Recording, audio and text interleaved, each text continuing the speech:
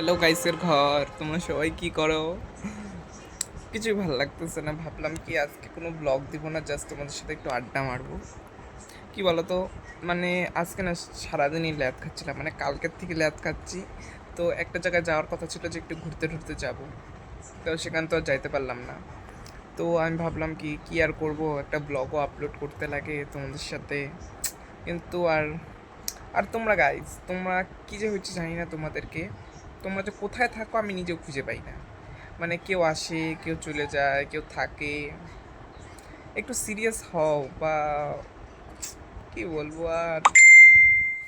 এখন সবাই মেসেজ করতেছে আমাকে এতক্ষণ পর, কালকে মেসেজ করছিলাম, ওগুলো এখন রিপ্লাই দিচ্ছে।